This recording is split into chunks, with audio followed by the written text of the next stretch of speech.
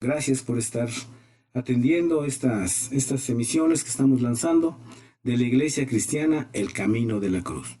Su servidor, el pastor Juan Horta, les agradece que estén aquí con nosotros, que nos acompañen en estas emisiones, donde estamos aprendiendo algunas cosas de la palabra de Dios. Hoy, por causa de la pandemia y de todo lo que estamos viviendo, se me hace importante que toquemos este tema. ¿Qué pasa después de la muerte? ¿Qué hay después de la muerte? ¿Hay vida después de la muerte? Vamos a ver lo que dice la palabra de Dios. En todas las culturas, en todas las religiones del mundo, se especula respecto a la vida después de la muerte. Se han abierto grandes interrogantes y todas y cada una de estas culturas o religiones han dado sus propias respuestas. Algunas muy rebuscadas, algunas otras demasiado simples. Sin embargo, vamos a analizarlo nosotros a la luz de la palabra de Dios. Como cristianos evangélicos que somos, la palabra de Dios es nuestra fuente de información. Es aquello verídico para nosotros lo que nos da las respuestas correctas. La gente podrá decir, bueno, hay muchos escritos, hay muchas cosas. Sí, pero no de la trascendencia de la Biblia, de la palabra de Dios. Porque muchos libros pueden ayudarte a entender cosas. Pero la Biblia, la palabra de Dios, es la única que te puede hacer sabio y puede salvar tu alma. Dice la Escritura, escudriñar las Escrituras porque en ellas os parece que encontráis la vida eterna. Así que para poder encontrar la vida eterna, necesitamos basarnos en la palabra de Dios. Bien, entonces vamos a analizar. Y vamos a analizarlo a través de la palabra de Dios, porque si alguien sabe qué hay después de la muerte, pues este es Dios, porque Él está desde antes y estará por siempre. Él es el que da la vida, Él es el que hace todo posible. Entonces, si alguien sabe qué hay después de la muerte, ese es Dios. Vean lo que dice la palabra de Dios. Este va a ser nuestro texto base. Dice la Escritura en Apocalipsis 1:18. Y el que vivo y he sido muerto, y he aquí que vivo por siglos de siglos, amén, y tengo las llaves del infierno y de la muerte. Está hablando aquí Jesús, Jesucristo nuestro Salvador. Entonces, Él tiene ahora las llaves del infierno y de la muerte. Él las tiene, así que el que sabe qué va a pasar con el infierno y con la muerte es Él.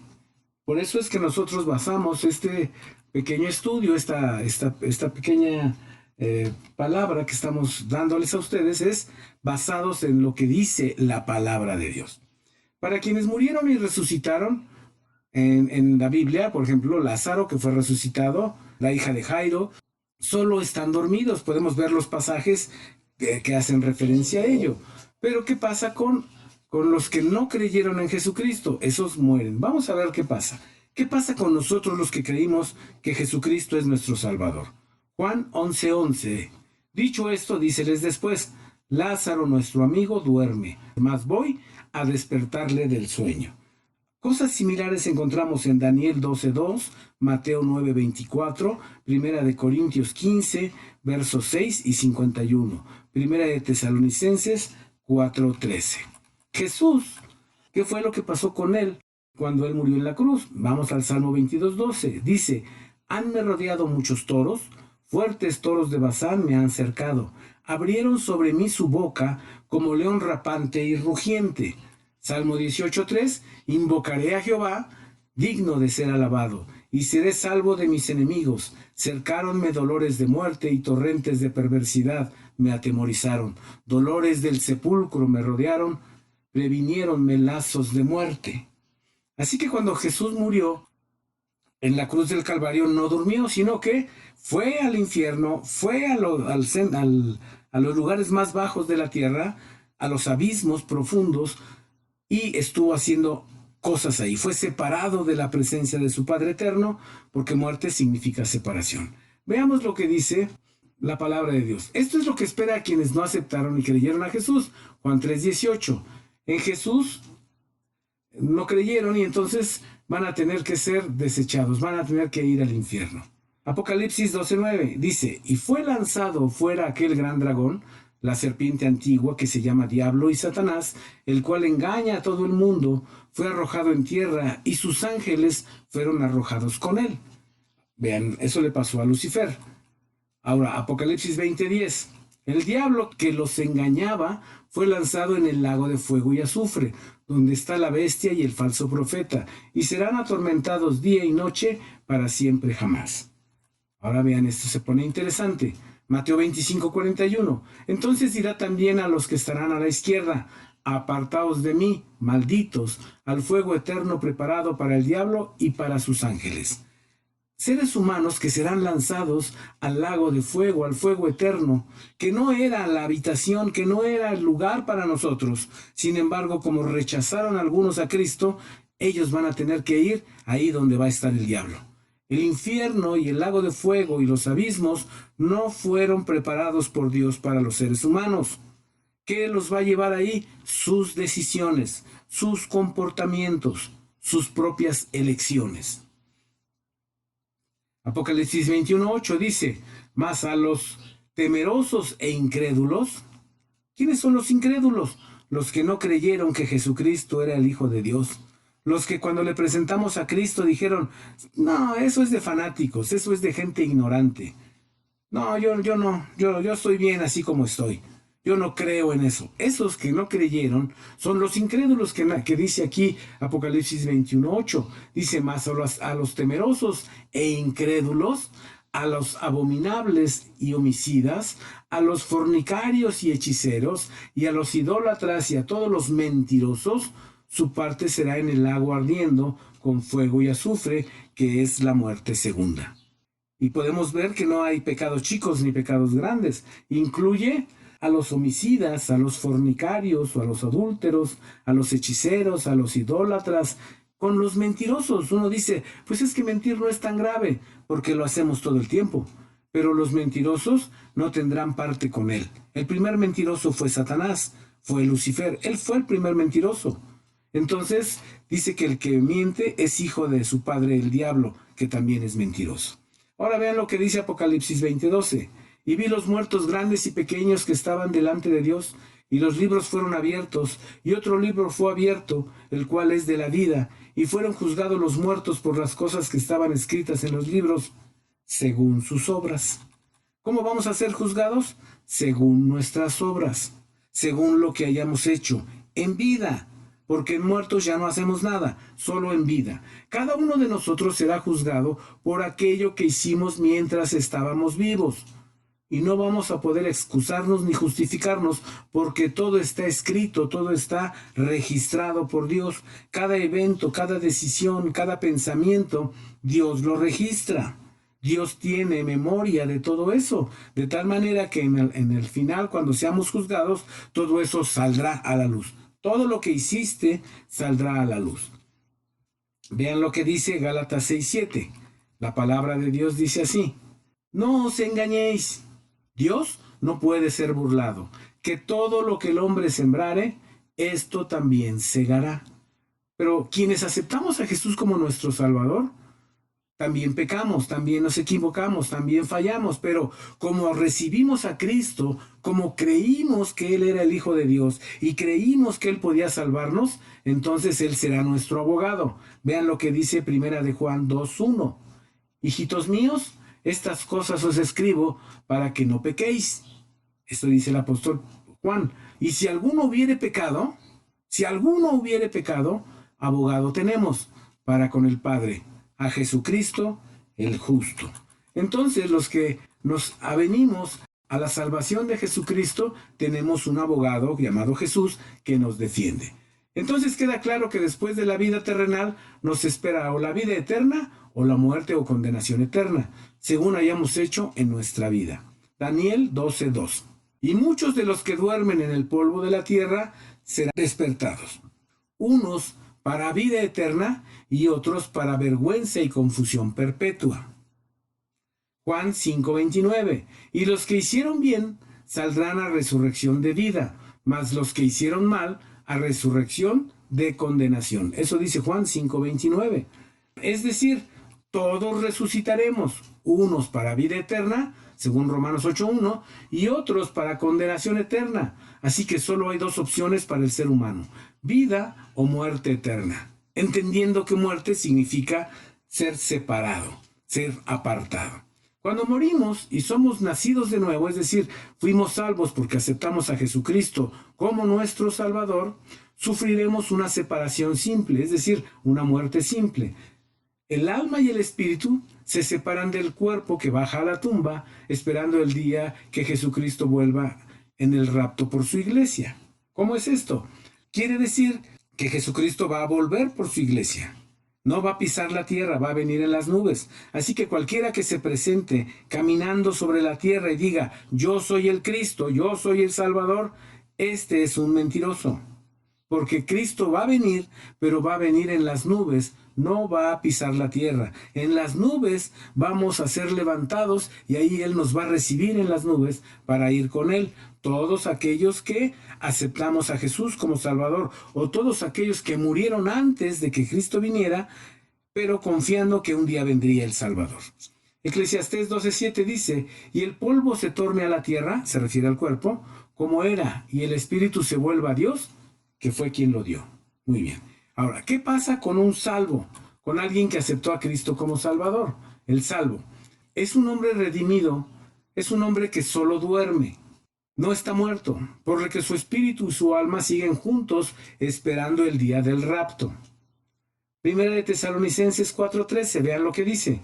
Tampoco, hermanos, queremos que ignoréis acerca de los que duermen, que no os entristezcáis como otros que no tienen esperanza, porque el mismo Señor, con aclamación, con voz de arcángel y con trompeta de Dios, descenderá del cielo, y los muertos en Cristo resucitarán primero. ¿Quiénes son estos muertos en Cristo? Los que creyeron que Cristo es su Salvador, que nos metimos en Cristo al aceptarlo, porque Él dice, yo estoy a la puerta y llamo, y si alguno abriere la puerta, entraré con Él y cenaré con Él y Él conmigo. Así es que estamos en Cristo.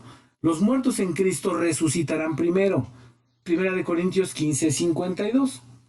En un momento, en un abrir de ojo, a la final trompeta, porque será tocada la trompeta, y los muertos serán levantados sin corrupción, y nosotros seremos transformados. Quiere decir que los que estén muertos serán levantados de la tumba. Su alma y su espíritu volverán a ese cuerpo que es ahora polvo, pero ese cuerpo será transformado y será levantado hacia las nubes. Y luego los que estemos vivos seremos transformados.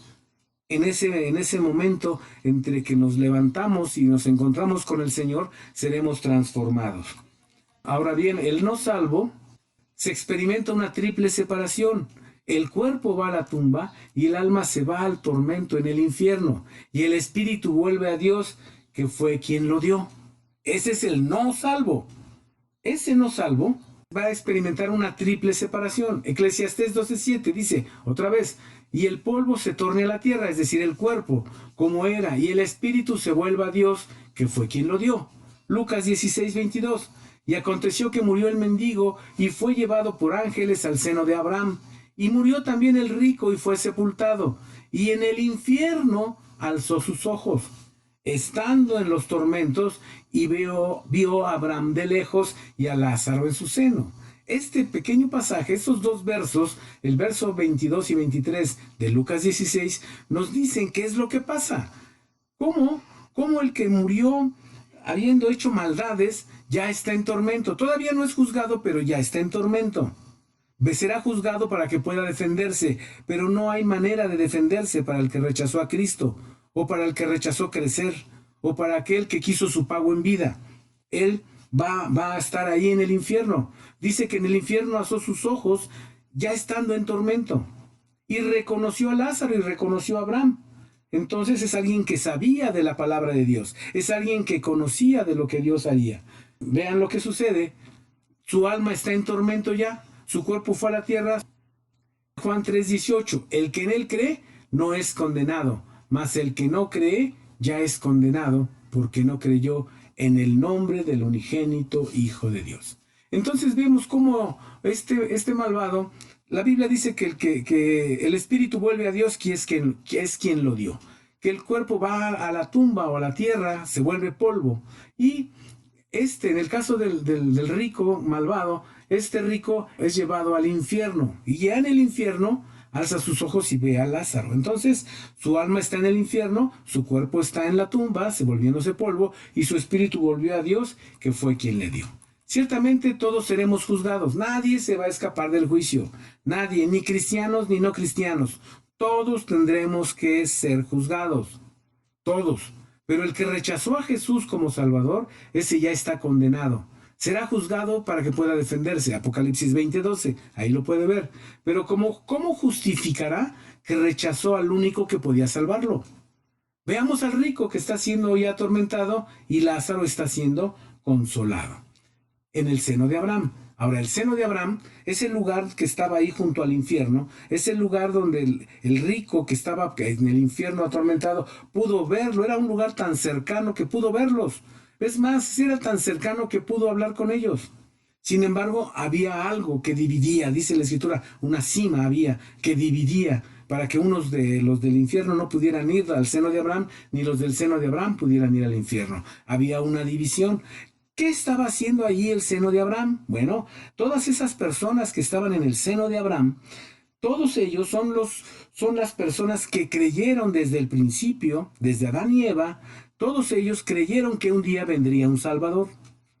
Hicieron ofrendas de sangre, mataron corderos, mataron palominos, mataron becerros, mataron machos cabríos para pagar de alguna manera para que su pecado fuera cubierto. Pero no creían que la sangre del animalito iba a perdonar sus pecados, no, sino que la sangre del animalito solo representaba la sangre del Salvador que un día vendría. Cuando viene Jesucristo y ofrece su propia sangre, hace válidos todos esos sacrificios anteriores.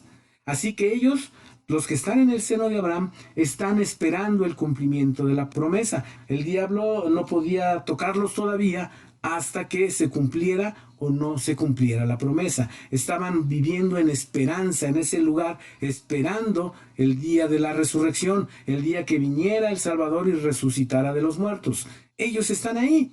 Los que hicieron mal ya están siendo atormentados. Ya el diablo tiene derecho sobre ellos. Pero estos del seno de Abraham todavía no.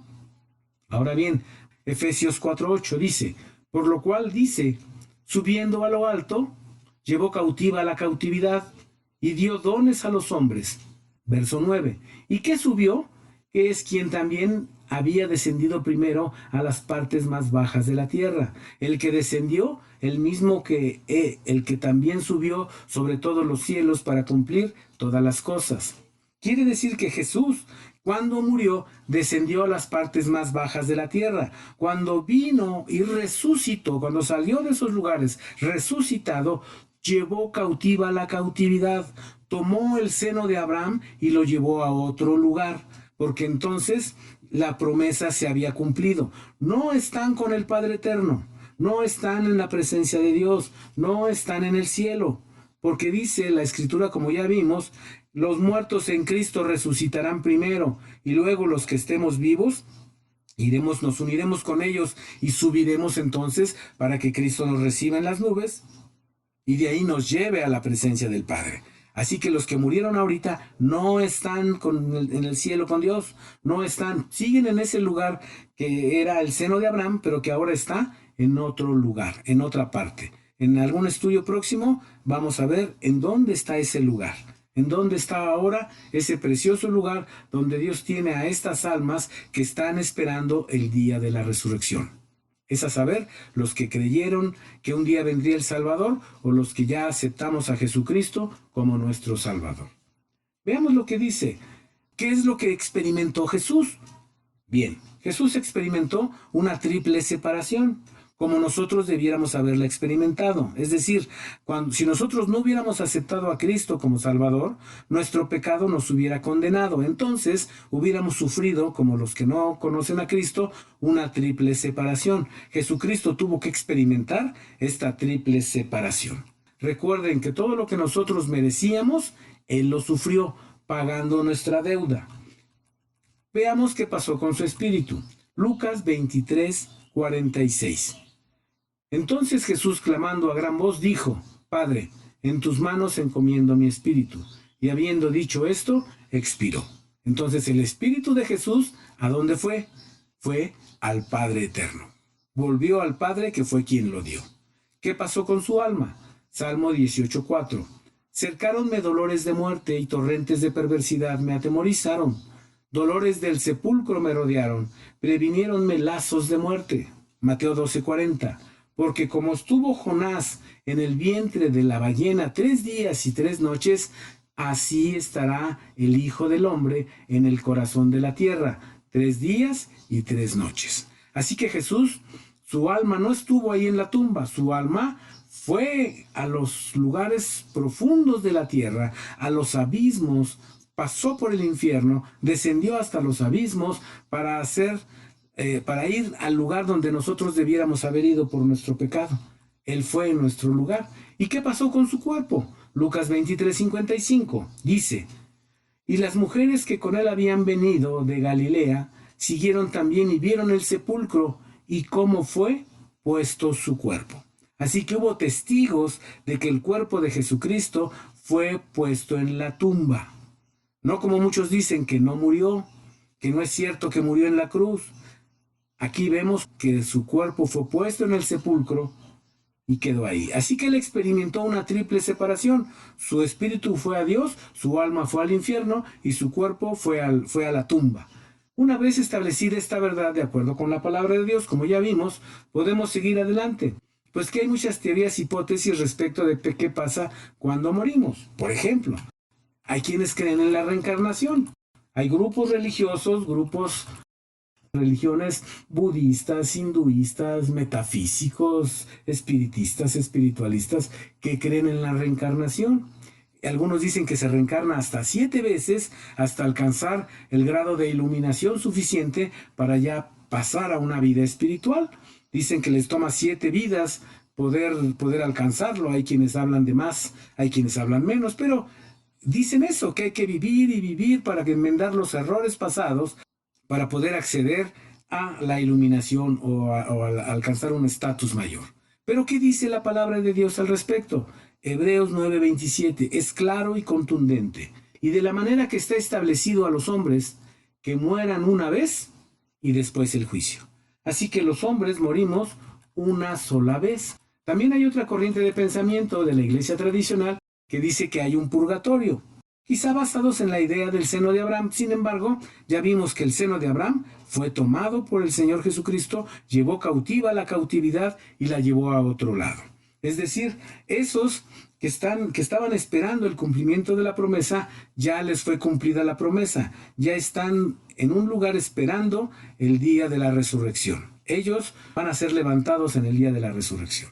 Ellos aseguran que si alguien muere y no fue totalmente bueno, se puede rezar por él, se puede pedir la intervención de los santos, de la Virgen, para que esa persona pase de ese lugar de purgatorio o limbo, como le quieran llamar, pase para que entonces sí forme parte del cielo y se vaya al cielo con Dios. Pero esto en sí mismo es una blasfemia, porque si esto fuera posible, entonces ¿para qué murió Cristo? Si yo me porto mal, pero dejo dinero para que pagar unas misas y para que gente rece y ore por mí, para que me saquen de ahí, pues entonces yo salgo de ahí y me voy al cielo. ¿Y de qué sirvió la sangre de Cristo derramada en la cruz del Calvario? Esto es una blasfemia, es algo que va en contra de la palabra de Dios. Eclesiastés 9:5. Aquí queda perfectamente claro que después de muerto no hay para mí más. Ya no puedo añadir, ya no se me puede añadir nada, ya no puedo tener más paga. Eclesiastés 9:5. Porque los que viven saben que han de morir, mas los muertos nada saben, ni tienen más paga porque su memoria es puesta en olvido. Dice, ni tienen más paga. Lo que hicieron en vida es por lo que serán juzgados, no por lo que otros hayan hecho por ellos después que murieron. No hay más paga. Pueden secarse orando, pueden secarse rezando, pueden pagar misas, pueden regalar terrenos a la iglesia, pero no van a hacer que el alma de su pariente salga del infierno. No se puede. Lean la historia de Lázaro y el rico para que vean que no hay manera de salir de ahí. No existe forma. La única forma era haber creído que Jesucristo es el Salvador, haberle aceptado y haber querido cambiar de vida. No podemos añadir nada a lo que ya hicimos en vida. El vivo tiene tiempo para enmendar el camino, para aumentar su paga, pero el muerto ya no, porque el muerto nada sabe. Por eso el que se suicida ya no tiene esperanza, porque al quitarse la vida cortó toda posibilidad de añadir, de arrepentirse, de cambiar, de enmendar. Ya no. Yo sé que esto es duro para quien perdió un familiar así, sin embargo, esta es la verdad bíblica. Nos han dicho que están en un lugar y que podemos rezar por ellos para que Dios los perdone, que Dios los ayude y que salgan de donde están. Eso es mentira. Es solo para aliviar el dolor de la gente. Pero la realidad es esa. Cuando nosotros no nos arrepentimos en vida, y después de morir ya no hay más que hacer.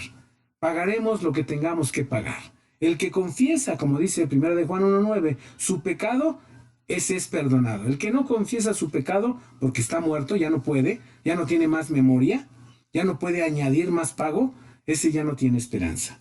Amén. Ahora, nos dicen que todos estarán en el cielo, ¿no? Eso es lo que nos dicen, que nos morimos y nos vamos al cielo con Dios. La verdad es que sí habrá un cielo, pero no solamente habrá un cielo, habrá otros lugares, otras habitaciones eternas donde Dios estará con nosotros. Por eso dice en su palabra, voy pues a preparar morada. De no ser así, no se los hubiera dicho. Dice esta teoría de los cielos, que todos los salvos iremos al cielo, sin importar las cosas pecaminosas que no dejamos de practicar o que no confesamos. Sin embargo, la verdad bíblica dice que nos levantaremos con glorias diferentes, porque habrá 4 habitaciones diferentes. Estos lugares diferentes, estos 4 lugares a donde podemos ir, son o el infierno si rechazamos a Jesús, los nuevos cielos si fuimos salvos, la nueva tierra si aprendimos y caminamos y crecimos, o la nueva ciudad si alcanzamos la estatura máxima. ¿Dónde dice esto? La palabra de Dios nos lo enseña de 1 Corintios 15. Dice la escritura así, mas dirá alguno, ¿cómo resucitarán los muertos? ¿Con qué cuerpo vendrán? 1 Corintios 15, pero ahora el verso 41 y 42 dice lo siguiente, otra es la gloria del sol, y otra la gloria de la luna, y otra la gloria de las estrellas, porque una estrella es diferente de otra en gloria. Así también es la resurrección de los muertos. Se siembra en corrupción y se levantará en incorrupción. ¿Cómo será la resurrección? Unos con gloria de sol, unos con gloria de luna y otros con gloria de estrella. Entonces, ya tenemos cómo vamos a levantarnos. ¿De qué va a depender esta gloria? Esta gloria va a depender de varios factores. Primero, para entrar en detalle aquí, lo voy a hacer muy rápido. Los que ya recibieron la clase, los que les envié el cuadrito, el cuadro comparativo de crecimiento y el tabernáculo de Moisés, van a poder verlo con claridad. Yo solo lo voy a mencionar aquí de manera rápida porque no puedo detenerme mucho. Ustedes tienen las citas, ustedes tienen todo lo que dice y yo solo lo voy a leer. Bien. Tenemos un cuadro comparativo de acuerdo al tabernáculo de Moisés. El tabernáculo de Moisés, cuando Dios le dijo a Moisés, construirás un tabernáculo, es decir, un lugar de reunión, una habitación temporal, un santuario temporal, que será incluso transportable, va a ser desarmable y lo vas a poder armar en otro lado. Cuando Dios le dio a Moisés estas instrucciones, le dijo, harás un tabernáculo como el que viste en el cielo. Quiere decir que en el cielo hay un tabernáculo. Entonces este tabernáculo que le dio a Moisés Dios, este tabernáculo podemos ver claramente 4 lugares. Un lugar fuera del tabernáculo, lo que no está dentro del tabernáculo, lo que está fuera, se le llamaba real o afuera, en el exterior. Ahí estaban en aquel tiempo, solamente estaban las mujeres, los esclavos, los niños, había los extranjeros, ahí podían estar fuera del tabernáculo. Esto era afuera. Luego había otro lugar ya hacia el interior del tabernáculo, que era el atrio. El atrio era un lugar donde se reunía el pueblo, los patriarcas, los jefes de familia, todos ellos estaban ahí. Ese era el lugar del atrio. Ahí había varias cosas. Luego había otro lugar, el lugar santo, porque dentro del tabernáculo habían construido una especie de edificio interior armable donde tenía dos lugares dentro de ese edificio. Uno era el lugar santo y otro era el lugar santísimo. En el lugar santo entraban los sacerdotes para hacer servicio, para prender las velas, para cambiar el aceite, para cambiar las tortas de los panes que había en la mesa de los panes, para hacer oración. Entraban ahí en el lugar santo. Y había un lugar santísimo. En este lugar santísimo solamente entraba el sumo sacerdote y, por ejemplo, al gente especial como Moisés, en un momento David, gente especial podía entrar ahí con permiso, con autorización del sacerdote. Entonces vemos 4 lugares: afuera del tabernáculo, el atrio del tabernáculo, el lugar santo dentro del edificio y el lugar santísimo también dentro del edificio. Muy bien. Ahora, vamos a ver los muebles que había. Afuera del tabernáculo no hay muebles, es campo abierto, no hay nada. Este lugar está vacío, es campo abierto, está fuera del cerco de Dios, lejos de las bendiciones, lejos de las promesas de Dios. No hay muebles. Ya en el atrio había 2 muebles. El altar de sacrificio, que era donde se sacrificaba la víctima, donde se derramaba la sangre, donde venía el fuego y consumía la ofrenda, el holocausto, y había otro mueble que era el lavacro. Este lavacro era una fuente de metal hecho de los espejos de las mujeres que velaban a la puerta del tabernáculo. Era un mueble donde había agua, y en esa agua los sacerdotes debían lavarse para poder entrar al lugar santo y al lugar santísimo. Entonces ahí había 2 muebles: el altar de sacrificio y el lavacro o la fuente de metal. Luego en el otro lugar, el lugar santo, había un candelero de oro labrado a martillo que tenía 7 lámparas, y estas 7 lámparas representan los 7 espíritus de Dios, representan la perfección de Dios, representan la palabra de Dios, y estaba ahí el candelero. También estaba el altar de perfume, el altar de oro o altar de oración, así se le conoce. ¿Por qué del perfume? Porque ahí se quemaba el incienso que perfumaba el lugar. También ahí se oraba, era el lugar de oración, y estaba hecho de oro, estaba recubierto, era madera de sitim recubierta de oro, así es que era el altar de perfume, era el altar de oro o el altar de oración. Y luego había la mesa de los panes, la mesa de los panes de la propiciación. Había 12 tortas, una torta por cada una de las tribus de Israel, y había una lámpara encima de cada juego de tortas, 6 de un lado y 6 del otro. Entonces ahí había una mesa de los panes, entonces un altar de perfume y un candelero. Y en el último lugar, en el lugar santísimo, había el arca, que era una especie de caja, donde estaban las tablas de la ley, donde estaba el gomer de maná, donde estaba la vara de Aarón. Eso estaba ahí, y tenía una tapa que se le llama propiciatorio. Este propiciatorio era el lugar donde residía la presencia de Dios. Dios hablaba desde ese lugar. Ese lugar tenía 2 querubines labrados de oro que guardaban la santidad de Jehová. Si algo impuro, si algo no limpio entraba a ese lugar, estos querubines, que eran de oro, pero espiritualmente había querubines ahí, quitaban la vida a la persona que llegara a entrar hasta ahí. Y hay ejemplos de eso, pero lo vamos a ver después, eso es muy largo de explicar. Bien, entonces ya vimos cuáles eran los muebles. Ahora, la experiencia espiritual. Los que están fuera del tabernáculo no tienen experiencia espiritual. No han tenido una relación con Dios. Espiritualmente no han nacido porque no han recibido a Cristo como su Salvador. Porque lo que es nacido de la carne, carne es, pero lo que es nacido del Espíritu, Espíritu es. Así que estos que no están dentro, los que están fuera, estos espiritualmente están muertos. No quisieron conocer a Jesús. Entonces espiritualmente están muertos. Su espíritu está como aletargado, como dormido. No tiene conciencia, no los acusan. Hay muchas cosas que vamos a ver. Esos son los que están afuera. Luego ya en el atrio había 3 experiencias: la sangre que se derramaba, el fuego que descendía del cielo y el agua en la que se lavaban. Había sangre, fuego y agua. Sin estos 3 elementos no se podía pasar al siguiente nivel: el lugar santo. En el lugar santo había, dijimos ya, el candelero de oro que representa la palabra de Dios, el altar del perfume que representa la oración, y la mesa de los panes que representa el gobierno de Dios. Entonces, estos que tienen sangre, fuego y agua podían pasar al otro nivel para tener palabra de Dios, para poder hablar y comunicarse con Dios y estar en el gobierno de Dios, aceptar el gobierno de Dios.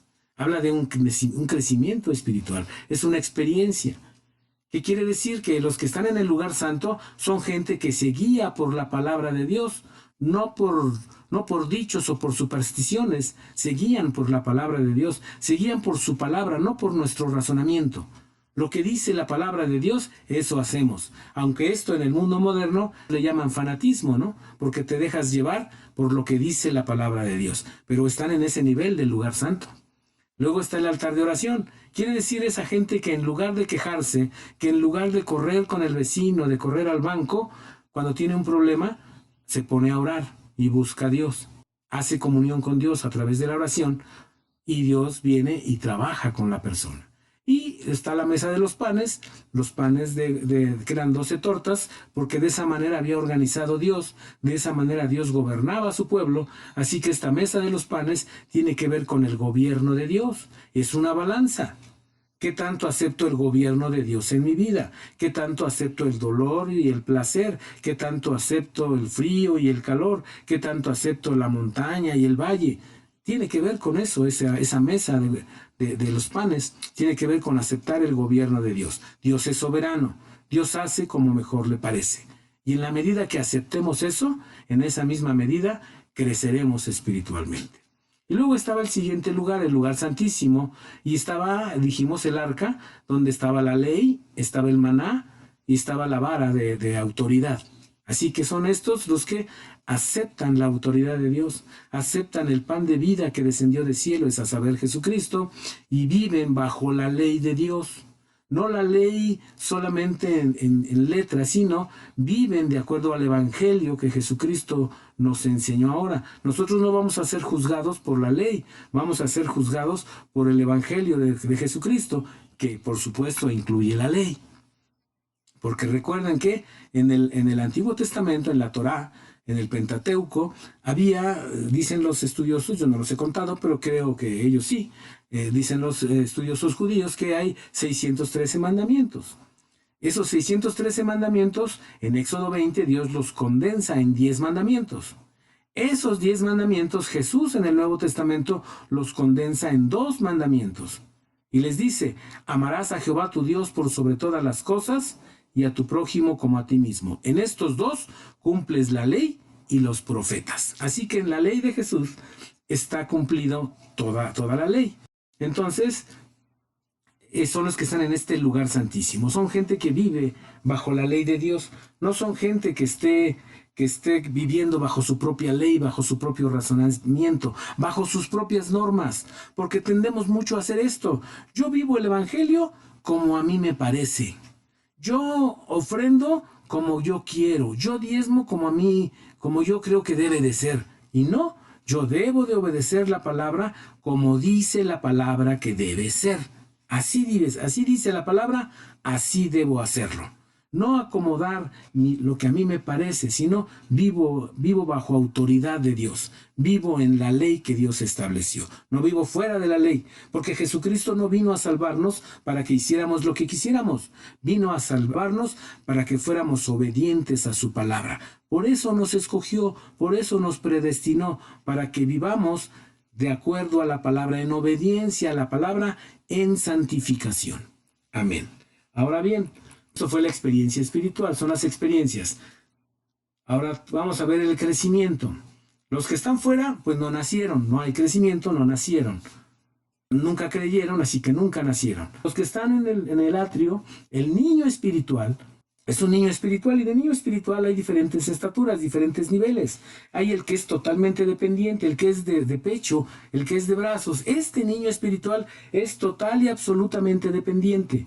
Él no puede sobrevivir sin ayuda.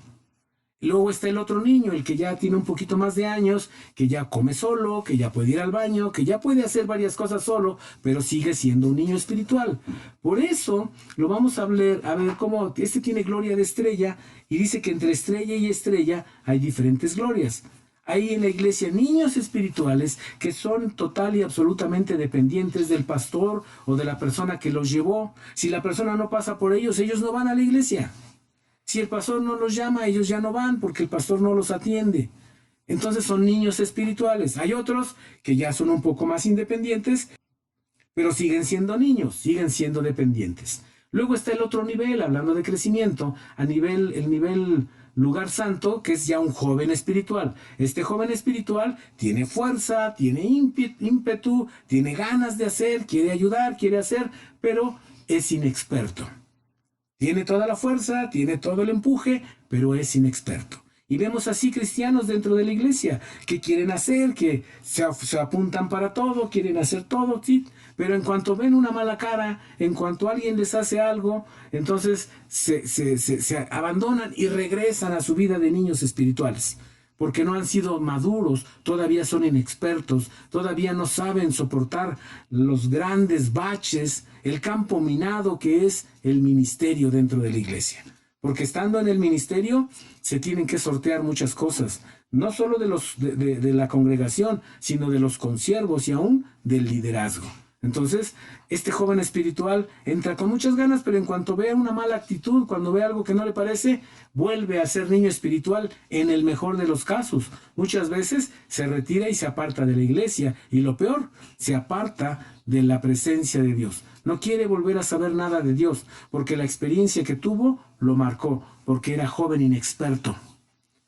Está en el lugar santo. En el lugar santísimo tenemos al adulto espiritual. Este adulto espiritual es templado, es íntegro, es maduro, es alguien que no se amilana, es alguien que sabe soportar las tormentas, es alguien que sabe que las cosas van a pasar, que sabe que no debe poner sus ojos en el liderazgo, que no debe poner sus ojos en los consiervos, que no debe poner sus ojos en otra cosa que no sea Jesucristo nuestro Salvador. Así que él aparta todo y pone su vista en Cristo. Entonces ese es un adulto espiritual, el que es maduro, el que ofrenda como debe de ser, el que diezma como debe ser, el que no adecúa la palabra a su manera de ser o a lo que le gusta, sino que se despoja, se desprende de todo aquello que la palabra de Dios le dice que no es correcto. Y toma las actitudes correctas, perdona, entrega sus enojos, confiesa sus pecados, cambia su manera de ser. Este es un adulto espiritual. Vamos al otro lugar. ¿Cómo van a resucitar? Muy bien. Los que están afuera del tabernáculo, los que están en campo abierto, los que no entraron en los pactos, los que no nacieron, estos van a resucitar. Estos van a resucitar para condenación. Resucitarán para condenación. Los que están dentro, ya en el atrio, tendrán gloria de estrella. Algunos con mucho brillo, algunos con poco brillo, pero gloria de estrella finalmente. ¿Cómo es una estrella? Los que en la antigüedad fuimos a la escuela y porque ya eso no lo enseñan, nos enseñaban que una estrella es titilante. Si tú ves en el cielo y ves algo que se mantiene fijo y no parpadea, ese es un planeta. Si parpadea, es una estrella. Entonces, podríamos distinguir nosotros una estrella porque parpadea, porque titila. Entonces, estos cristianos son intermitentes. Son cristianos que están parpadeando. Son cristianos que a veces quieren y a veces no quieren. A veces participan, a veces no participan. A veces diezman, a veces no diezman. A veces se portan bien, a veces se portan mal. Se dan sus vacaciones, como si Dios se diera vacaciones. Y dicen, es que también tengo derecho a divertirme, es que también tengo derecho a hacer esto. Son gloria de estrella, son titubeantes, son parpadeantes. Son indecisos en su caminar con Dios. Tienen sangre, tienen fuego del Espíritu Santo, es decir, fueron comprados, son salvos, tienen el bautismo del Espíritu Santo, fueron bautizados en agua, pero siguen siendo titubeantes, siguen siendo vacilantes, siguen siendo indecisos en su caminar con Dios, porque son niños espirituales todavía. Y luego viene el joven espiritual ya en el lugar santo. Gloria de luna. Estos que tienen gloria de luna, estoy en cómo resucitará. Unos para condenación, otros con gloria de estrella, otros con gloria de luna, y estamos en gloria de luna. Primera de Corintios 15:35, podemos verlo. Gloria reflejada. La gloria de luna es una gloria reflejada. A ellos les gusta estar en la presencia de Dios. Están llenos de la presencia, porque aprendieron a estar en tiempos de oración, estar buscando a Dios. Pero todavía les falta, todavía no tienen un brillo tan grande como el sol. Estos son los que están en el lugar del lugar santísimo, gloria de sol. Esta es gloria de esposo, gloria del cordero, es una gloria que comparte el cordero con ellos, porque estuvieron en intimidad. Esta es la gente que ha tenido intimidad con Dios, que se ha encerrado en su cuarto de oración y que ha tenido tiempos largos, profundos, de estar en oración con Dios, que han trabajado su corazón, que han dejado que Jesús los despoje de su carnalidad, que han cambiado sus enojos por alegría, que han cambiado sus lamentos en danza, que han tornado lo agrio en dulce dentro de sí. Por eso tienen brillo de sol, por eso se van a levantar con gloria de sol. Así resucitarán con gloria de sol. Luego vienen las vestiduras. ¿Cómo estarán vestidos? Bueno, los que están fuera del tabernáculo están desnudos o visten de autojustificación. Ah, bueno, yo no creí porque yo conocí un pastor que era tremendo y por eso nunca me metí al cristianismo. Se querrá justificar, pero no tiene justificación delante de Dios. Está fuera, está desnudo delante de Dios. Luego están los que están dentro en el atrio, los que tienen ropas blancas. Aquí podemos verlos, los pueden ver en Apocalipsis 6, 9 y 11 y Apocalipsis 7 del 9 al 17. Unos están ahí y están debajo del altar de Dios. Ahí están. Y sin embargo, están reclamándole a Dios que hasta cuándo va a vengar sus muertes de los que moran en la tierra. Entonces esta gente no tiene ropajes porque dice ahí, y les fueron dadas sendas ropas blancas. Quiere decir que estaban desnudos y tuvieron que vestirlos. Son brillo de estrella, son niños espirituales. Todavía hacen berrinches, todavía quieren venganza, todavía no son maduros, todavía no están esperando que Dios vengue sus muertes de los que moran en la tierra. Dígame usted, si usted está ya en la presencia de Dios, ¿qué me importa lo que pasó en la tierra? ¿Qué me importa lo que me hicieron? Me importa que estoy con el Señor. Estos están reclamando, y son estos más los que vienen de la grande tribulación. Si lo estudiamos, cada cuadro de estos, cada pasaje de estos, es para meternos predicaciones de 2 o 3 días para poder entender las profundidades de cada uno, pero le estoy dando un resumen. Ahora vienen los que están en el lugar santo, hablando de vestiduras. Estos tienen vestiduras blancas también, pero estos tienen coronas. Y los puede ver. ¿Qué quiere decir que tienen? ¿Por qué tienen corona? Ah, porque gobiernan. Esta es la gente que aprendió a gobernarse a sí mismo. Se gobiernan a sí mismos, rechazaron sus enojos, gobernaron sobre su falta de perdón, gobernaron sobre sus bajas pasiones, gobernaron sobre su incredulidad, gobernaron sobre sus enojos, gobernaron sobre todo aquello que les gustaba, sobre su carne y sus deseos, gobernaron sobre las costumbres y las tradiciones de este mundo. Por eso es que estos tienen vestidos blancos y coronas, porque aprendieron a gobernar. Gobernaron sobre sus propios pensamientos, sobre sus propios deseos. Si usted gobierna sobre sus deseos y pensamientos, usted está en ese nivel. Si no, usted está atrás. Ahora bien, lino blanco es la siguiente vestidura. Es de los que tienen gloria de sol, los que están en el nivel del arca, del lugar santísimo. Lino blanco. Estos de lino blanco, brillante, resplandeciente, son la esposa del Cordero. Porque, ¿cómo tejieron su vestido? Dice la Escritura que es el lino blanco, son las justificaciones de los santos. ¿Cómo me hago justo? Me hago justo a través de confesar mi pecado. No que yo sea justo, sino que confieso mi pecado y Jesús me justifica. Jesús me perdona. Y cada que yo vengo y confieso mi pecado y dejo de hacerlo, porque es importante no solo confesarlo, sino dejar de practicarlo, cuando yo hago esto, añadimos, haga de cuenta, un hilito más a mi vestido de lino blanco. Y cada que vengo y confieso otro pecado, otro hilo se borda, otro hilo se añade a mi vestido blanco. Entonces, son las justificaciones de los santos. ¿Quién va a crecer más? Aquel que haya estado más tiempo delante de Dios, confesando sus faltas, reconociendo su pecado y apartándose de él. ¿Amén? Muy bien. Este es el vestido lino blanco. Ahora, ¿cuál va a ser su habitación final? ¿Dónde van a vivir? No todos vamos a estar en el cielo. De ahí partimos. Vean este estudio. Ahora dice, Su habitación final, ¿cuál es su habitación final? Bien, ¿no? Su habitación final, los que están fuera del tabernáculo, los que están en campo real, ellos, su habitación final es el infierno, que después será echado en el lago de fuego. Esa es su habitación final, los que rechazaron a Cristo, les espera el infierno y el lago de fuego. Los que están dentro ya en el atrio, los que tienen brillo de estrella, los que tienen sangre, tienen fuego y tienen agua, estos les esperan los nuevos cielos. Apocalipsis 21:1 y 2 de Pedro 3:13. Ellos tienen brillo de estrella. Ellos van a estar en los nuevos cielos. Dice la Escritura, y vi unos cielos nuevos. Estos cielos nuevos serán habitados por estos pequeños, estos infantes espirituales que todavía necesitan ser enseñados, que todavía necesitan ser ministrados. Amén. Ahora viene los que están en el lugar santo. Estos van a habitar la nueva tierra. Estos son los que tienen brillo de luna.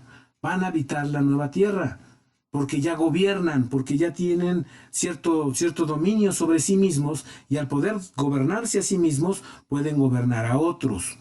Entonces, estos ya gobiernan. Recuerden que tienen vestidos, y tienen vestidos blancos, tienen coronas. Pueden gobernar. ¿Quién va a gobernar en el milenio? David y todos los que hayan alcanzado este nivel de brillo de luna para estar en la nueva tierra y gobernar la nueva tierra, porque David va a gobernar toda la tierra. Pero hay provincias, hay pueblos, hay naciones, hay municipios, hay colonias. ¿Quién va a gobernar? Estos de la nueva tierra que tuvieron brillo de luna según su estatura espiritual también. ¿De acuerdo? Ahora están los que van a habitar en el lugar, los que tienen brillo de sol, los que están en el lugar santísimo, los que alcanzaron gloria de sol. Estos van a gobernar, o van a habitar la nueva ciudad. De hecho, ellos son la nueva ciudad, porque dice Juan, y vi la santa ciudad de Sión descender del cielo de Dios, ataviada como una esposa para su marido. Así que estos son la nueva ciudad. La esposa es la nueva ciudad. Por eso dice la Escritura que nosotros somos templo del Espíritu Santo. ¿Quiénes van a estar ahí? Los que fueron fieles, los que renunciaron, los que trabajaron su corazón, los que entregaron sus deseos y pasiones, los que se sujetaron al gobierno de Dios, los que atesoraron la ley,